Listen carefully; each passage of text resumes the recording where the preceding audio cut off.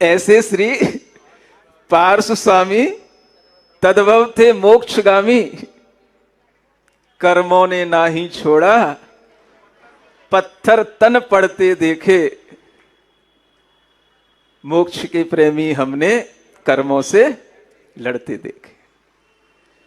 ऐसे जीव होते हैं जिन्हें देख करके समझ में आता है कि अपने ही कसायों से, अपने ही कर्मों से कैसे लड़ते हुए विजय प्राप्त की जाती है। और तन पर भले ही पत्थर पड़ रहे हों, लेकिन मन के अंदर किसी भी तरह से तन के पत्थरों का विचार नहीं है। जो आत्मा के ऊपर कर्म के पत्थर पड़े हैं उनको तोड़ने का विचार है। और ऐसा लग रहा है उन पार्श्वनाथ भगवान को देख करके कि जितने जितने उनके ऊपर, तन के ऊपर पत्थर पड़ते गए, उतने उतने उनके कर्म भी टूटते गए और उनकी आत्मा पवित्र होती गई।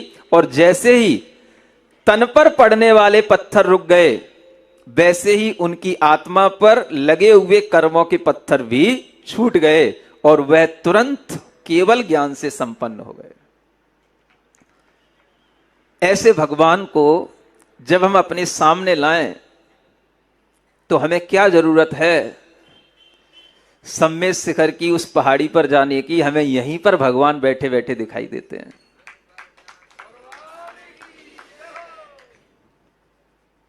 वहां पहुंच करके भी आपको क्या दिखाई देगा? देखने की आंखें होंगी तो दिखाई देगा, नहीं तो क्या दिखाई देगा?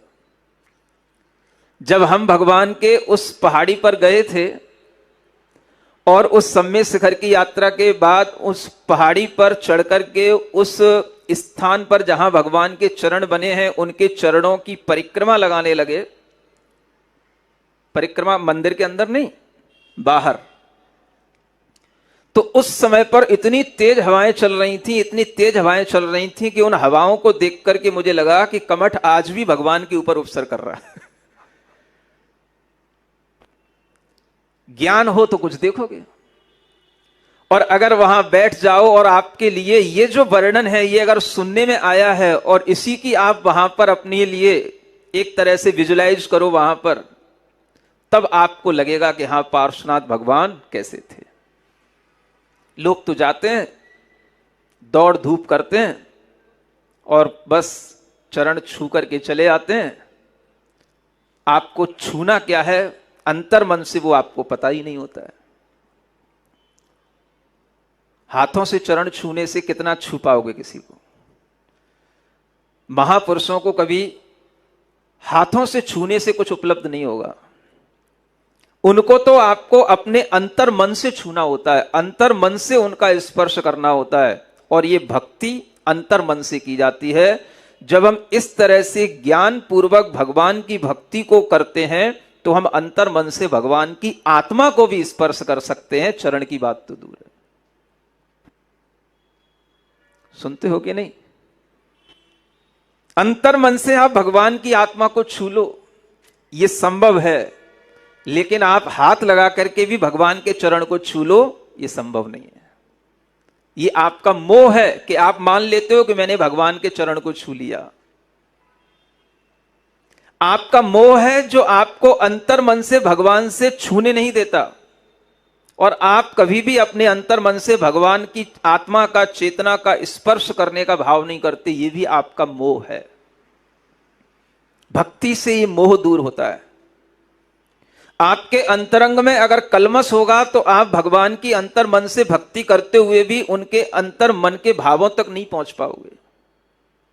आचार्य समंतभद्र महाराज पहुंचते हैं, वह मन से भगवान को स्पर्श करते हैं, मन से भगवान की स्तुति करते हैं और वह कहते हैं कि ये भगवान, आप कालुष्य से रहित हो गए, यमियों के भी ईश्वर बन गए और आप इस तरह से सुशोभित हो गए कि आपके उपदेश को सुनने के लिए अनेक तपस्वी आपके पास आने लगे।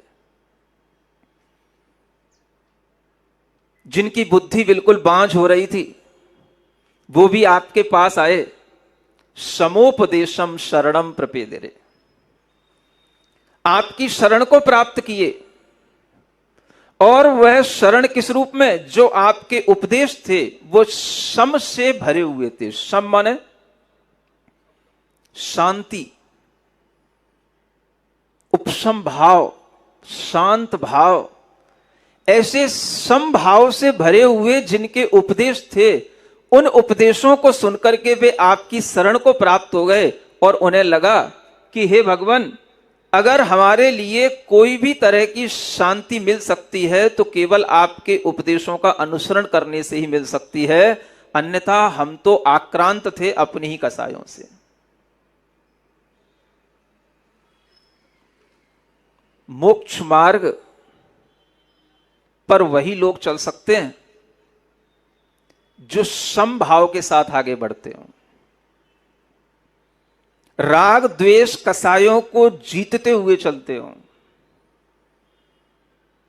लोग कहते हैं कि महाराज हम मोक्ष मार्ग पर चल नहीं सकते, हम चलने लायक नहीं हैं, क्योंकि हमारे अंदर हमारा मन कभी भी जो है मोह से रहित नहीं होता, राग द्वेष की कमी नहीं होती, मेरे मन में संयम भाव नहीं रहता, मेरा मन कभी भी स्थिर नहीं रहता, मेरे मन में हमेशा अनेक तरह की कसाएं उत्पन्न होती रहती हैं, इसलिए मोक्ष मार्ग पर हम नहीं चल सकते। आप ये सोचो, अगर आपको ये महसूस होता है कि हमारे अंदर कसाएं हैं, हमारे अंदर राग द्वेष मोह है, तो ये दूर कब होगा? ये दूर तब होगा जब आप मोक्ष मार्ग पर चलोगे, क्योंकि मोक्ष मार्ग पर ही आपको सम का उपदेश मिलेगा और उसी सम के उपदेश से आपके अंदर के राग द्वेष मोह कलमश शांत होंगे। और आप ये बात कहां खड़े होकर के कह रहे हो? जब आप मोक्ष मार्ग पर नहीं हो। तो क्या समझना, जब आप मोक्ष मार्ग पर आओगे तब आपके अंतरंग के कालुष्य शांत होंगे, यानी मोक्ष मार्ग पर आरूढ़ होने पर ही अंतरंग का कालुष्य शांत होगा, आपके राग द्वेष कसाएं मोह कम होंगे। और जब तक आप इस मार्ग पर आरूढ़ नहीं होगे और दूर खड़े होकर के देखोगे, तब तक आपको यही अनुभूति होगी कि मैं ऐसा नहीं कर सकता क्योंकि मेरे अंतरंग में बहुत कलुषता है।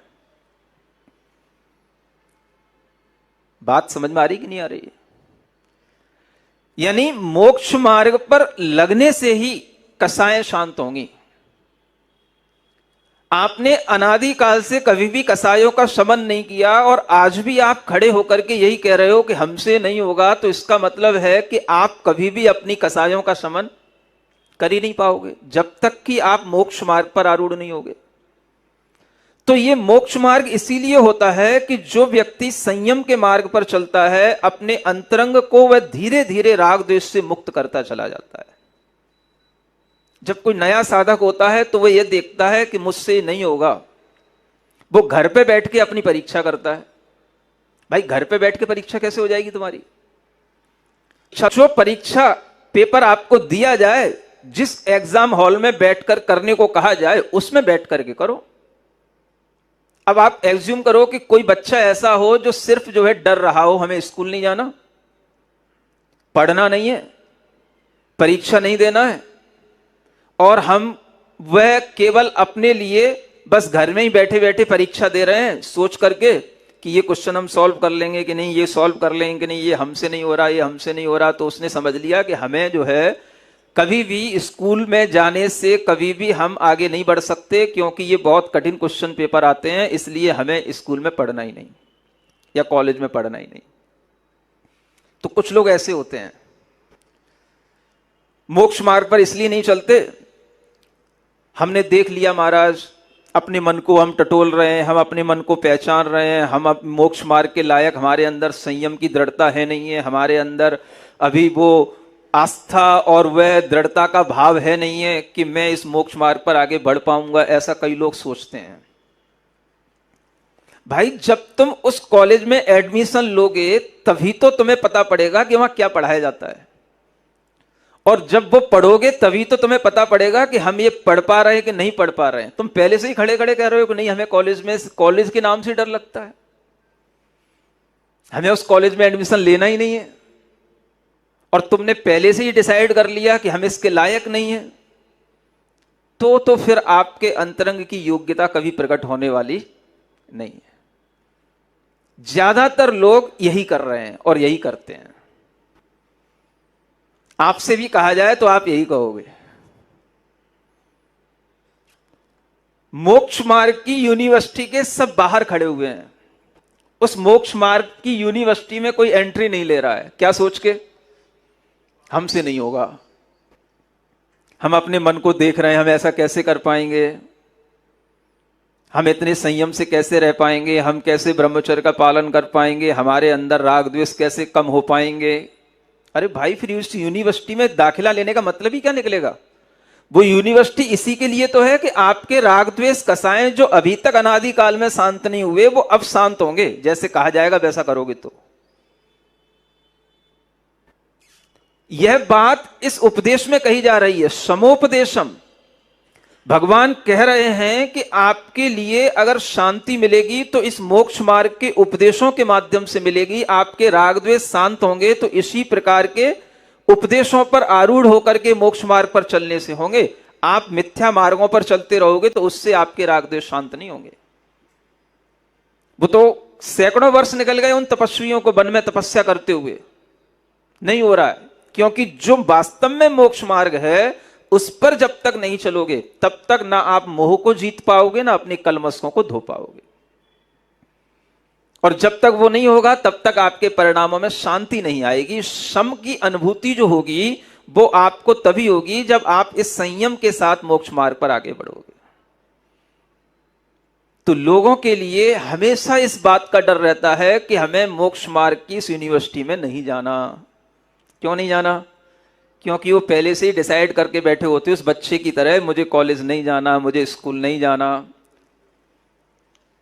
अब स्कूल तो मां जबरदस्ती भेज देती है, कॉलेज भी किसी के प्रेशर से पहुंच जाओगे। अब मोक्ष मार्ग के प्रेशर डालने वाला कौन है?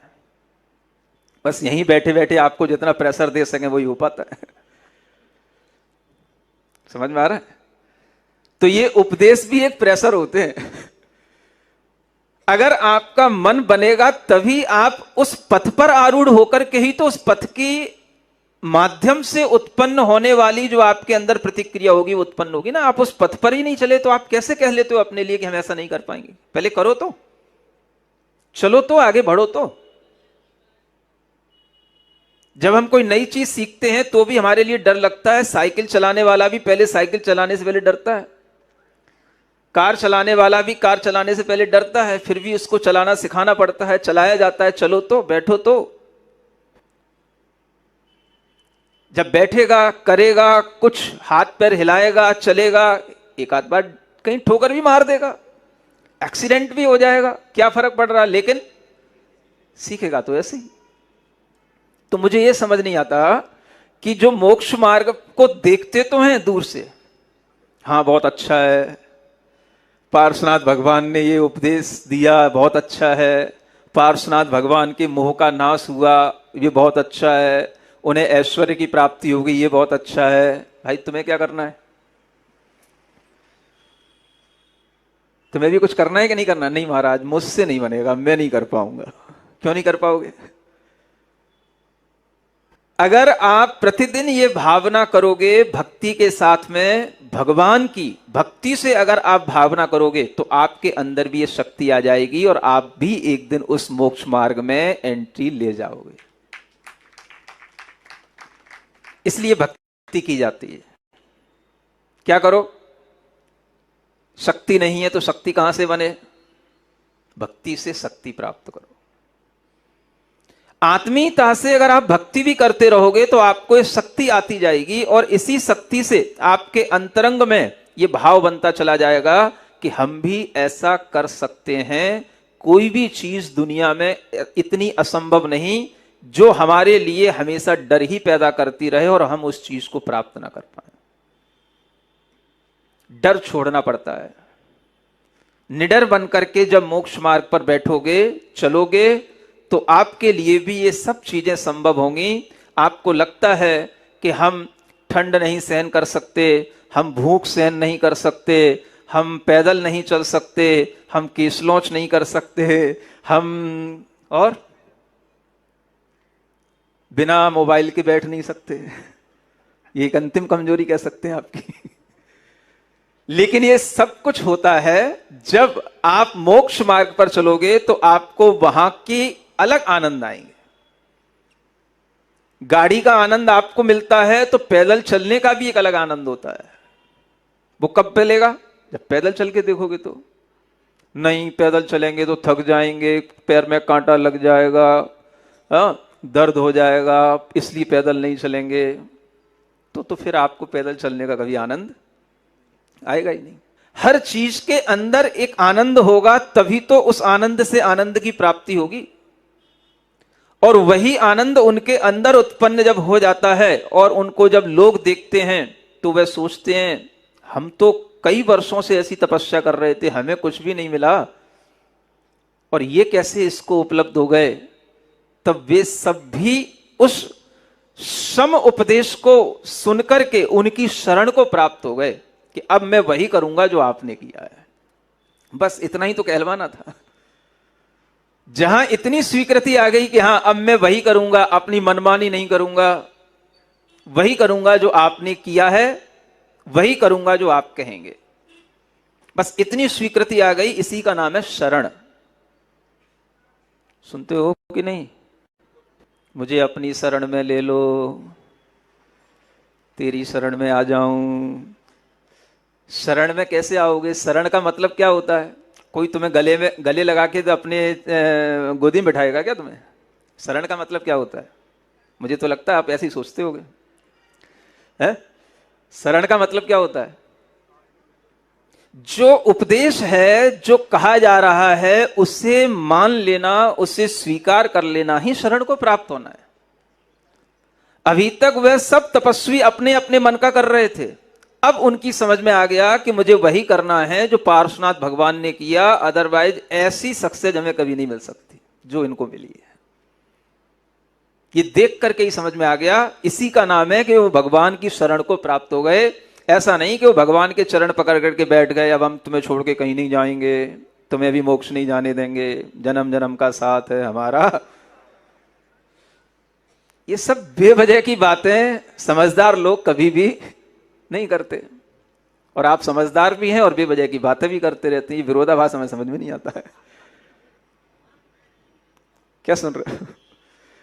किसकी शरण में आकर के किसके चरण पकड़े बैठे रहोगे, क्या करोगे? शरण का मतलब क्या होता है? शरण का मतलब ही है जो कहा जा रहा है उसको वैसा करना, तो शरण है, नहीं तो शरण में भी अशरण है।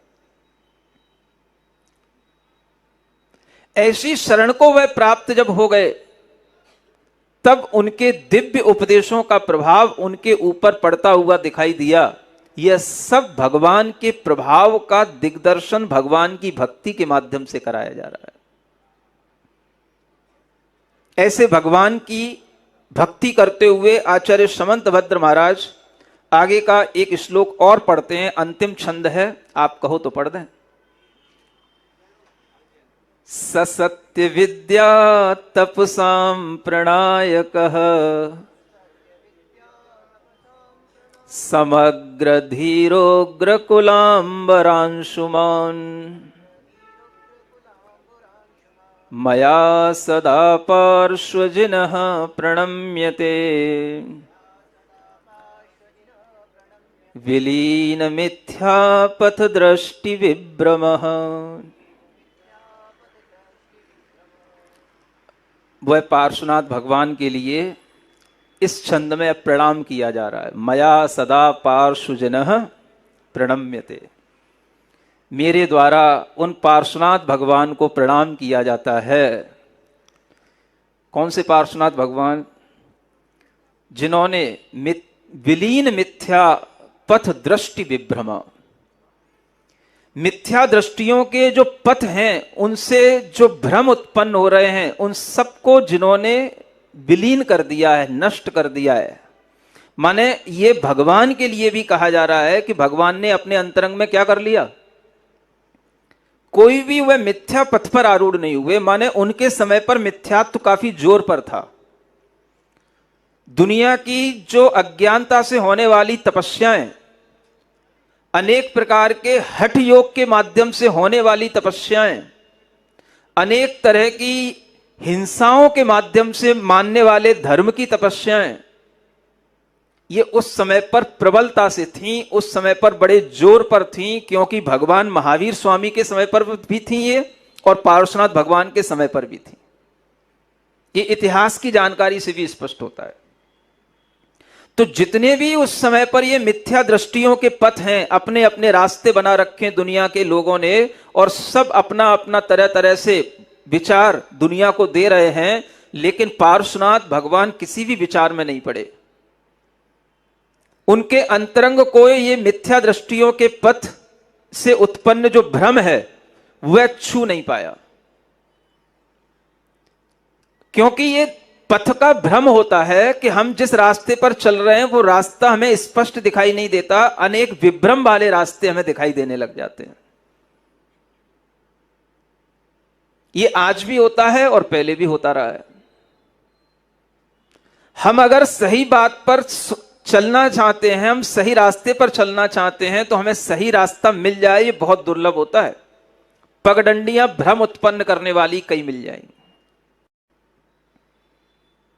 आज भी आप योग ध्यान के माध्यम से अनेक विभ्रम के रास्तों पर चले जाएंगे, लेकिन वास्तव में योग और ध्यान से कैसे आत्मोपलब्धि की जाती है, इसका सही रास्ता आपको ढूंढने जाओगे तो मुश्किल से मिलेगा।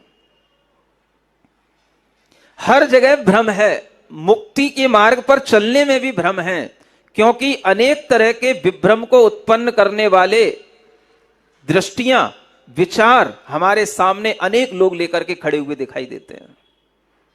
आप आध्यात्मिक बनना चाहोगे, आध्यात्मिक कोई भी, मान लो आपने मोबाइल पर सर्च किया स्पिरिचुअलिटी, तो आपके सामने अनेक ऐसे बाबा, अनेक ऐसे दार्शनिक खड़े हो जाएंगे कि आप समझ ही नहीं पाओगे कि कौन से सही है कौन से गलत है। ये अनेक दृष्टियां, अनेक दर्शन, और उनमें मिथ्यापन भरा पड़ा है, वो सब असत्य हैं। उन सब में नहीं लगना और सत्य को अपना लेना, ये अपने आप में एक बहुत बड़ी चीज होती है।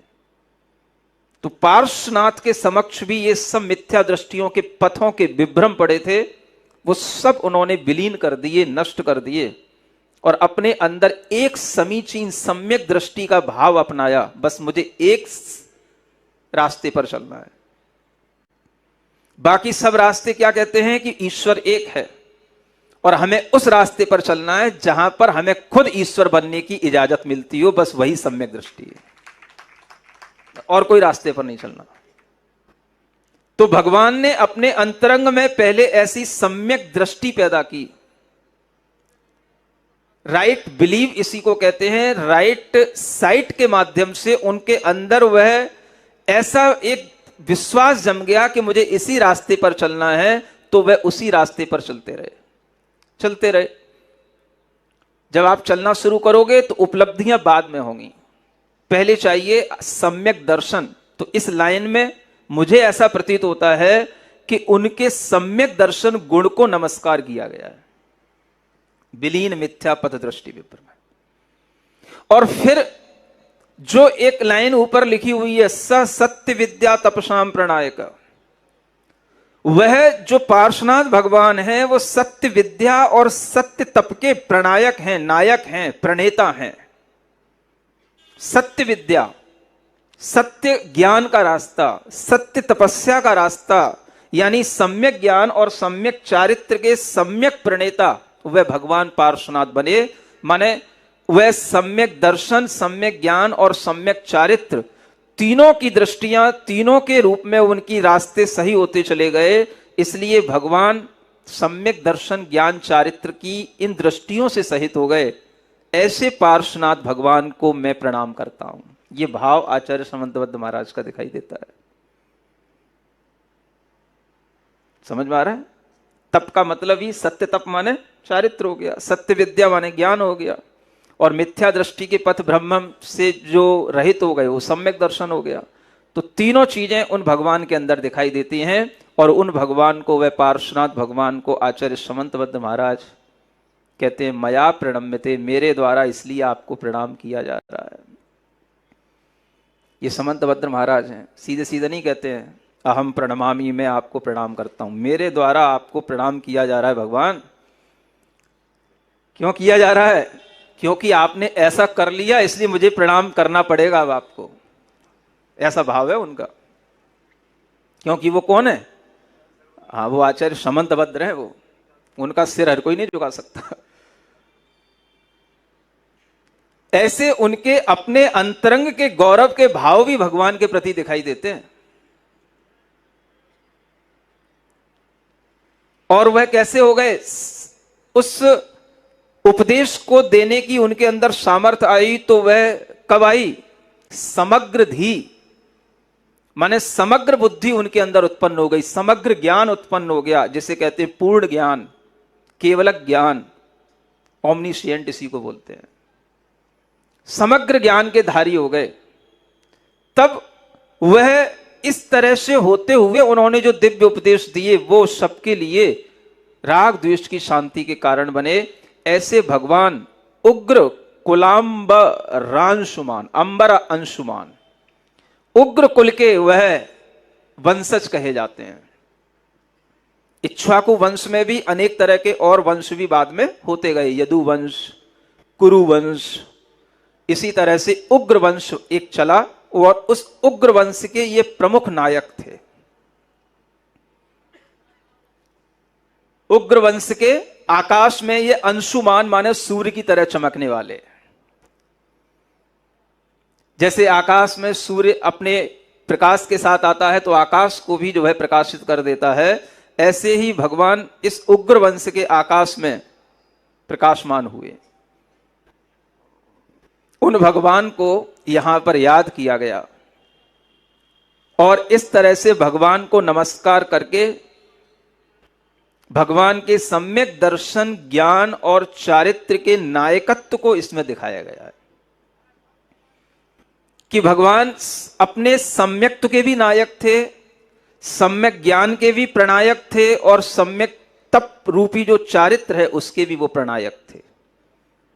प्रणायक माना होता है प्रकृष्ट नायक। नायक का मतलब होता है उसको आगे ले जाने वाला, और जो आगे ले जाने वाला होता है वही उसका वह प्रणेता कहलाता है, वही उसका नायक कहलाता है। तो भगवान ऐसे समीचीन धर्म को आगे लेने वाले हुए, माने धर्म का रथ मिथ्या पथों के भ्रम में इतना छूट जाता है, धर्म का रथ चलना बंद हो जाता है, तब तीर्थंकर आकर के उस धर्म रथ को आगे बढ़ाते हैं। ये तीर्थंकरों की शक्ति होती है, जो ऐसे अनेक वन में रहने वाले तपस्वियों के भी मन को परिवर्तित करने की क्षमता रखते हैं। और उस समय पर जो अनेक मिथ्या पथों पर चलने वाले लोग थे, उन सब ने अपने उस पथ को छोड़ करके उन तीर्थंकर के पथ को स्वीकार कर लिया। यह उनके सम्यक विद्या और तप के नायकत्व के प्रभाव के कारण से हुआ। यानी धर्म जब इस तरह के मिथ्या पथों में डूबने लगता है, जैसे आप लोग कहते हो ना संभवामि युगे युगे, है ना, कि जब जब धर्म पर अत्याचार होगा, जब जब ये होगा वो होगा, तब तब मैं उतरूंगा, मैं आऊंगा। तो उसी तरीके से इन तीर्थंकरों का कार्य भी ऐसा ही होता है। लेकिन ये कोई एक आत्मा नहीं होते हैं जो बार बार वही अवतार लेते रहते हो, वही उतर के आते रहते हो।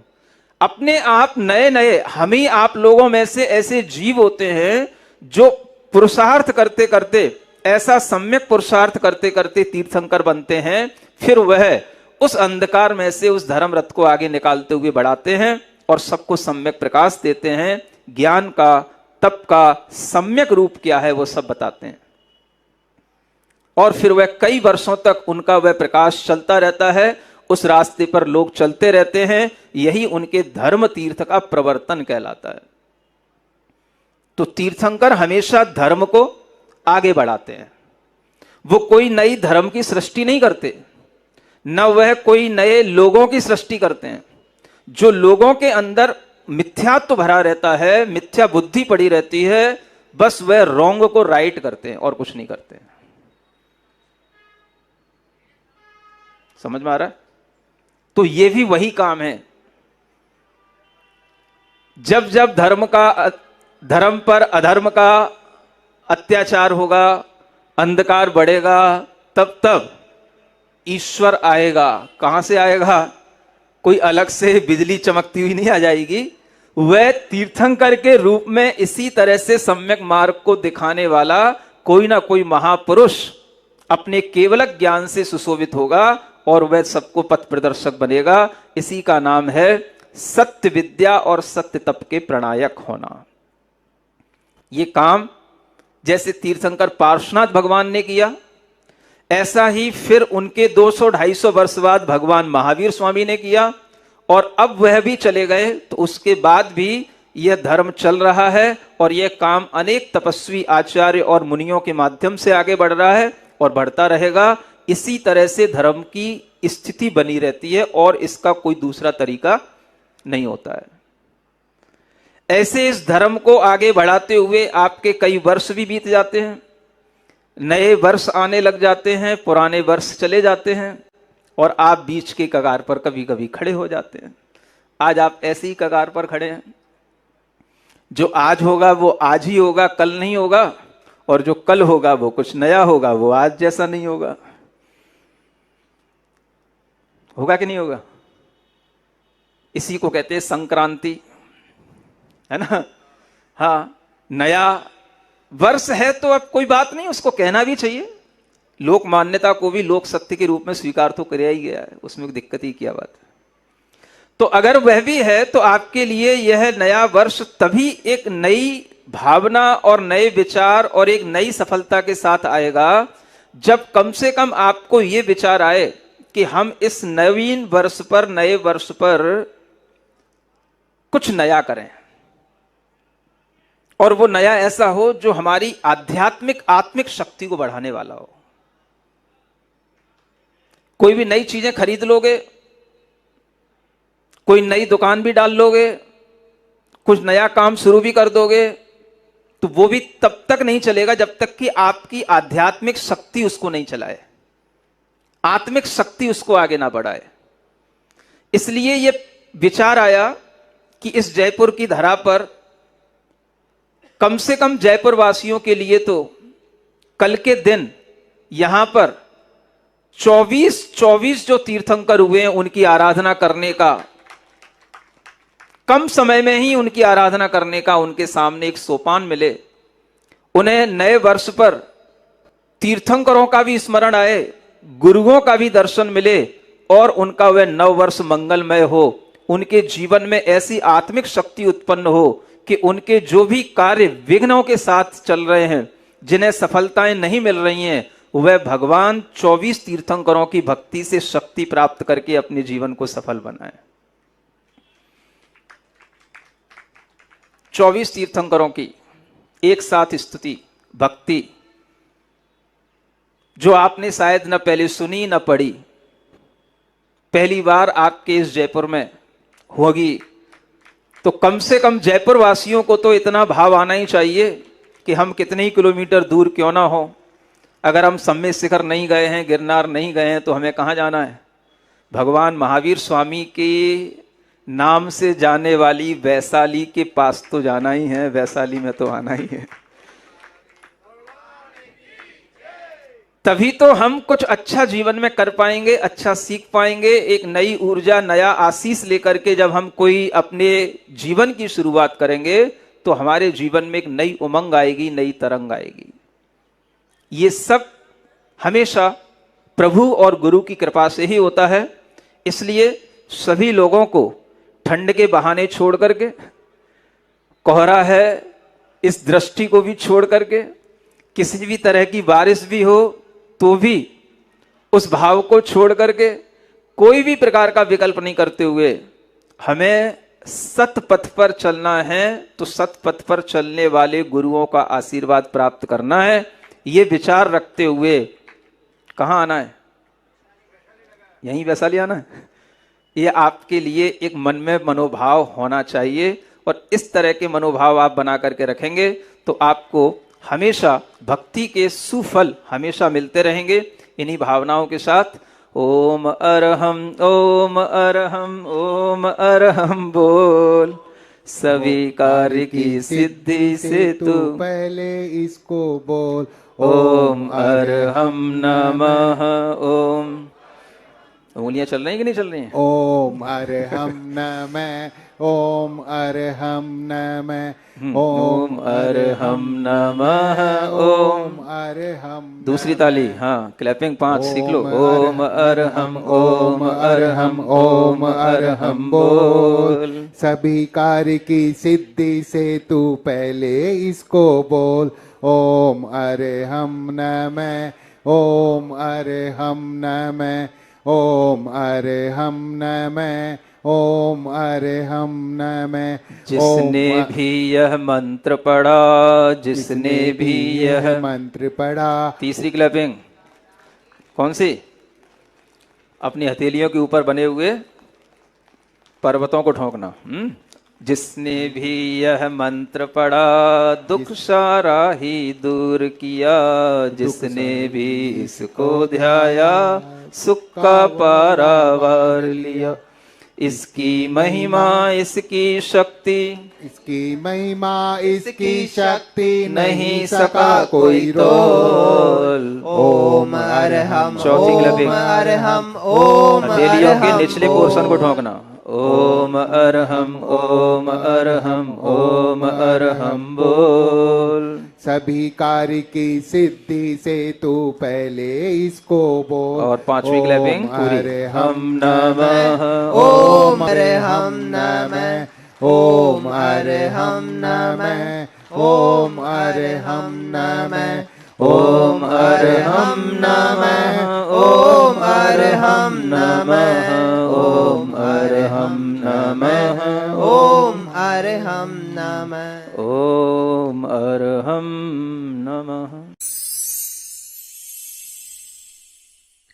सिरिजिणवाणी जग कल्याणी, जग जन मदतम मोहरी।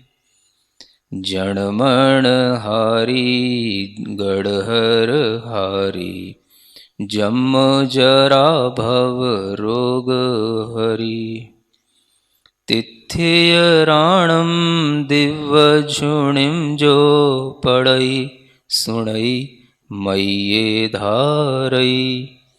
राणम सौख मणंतम धर्य, सासद मोक्ष पदम पावई।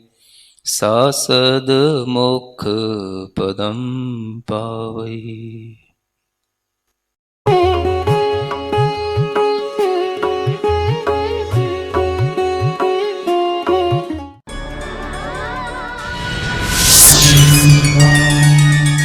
सच्चा ज्ञान वह है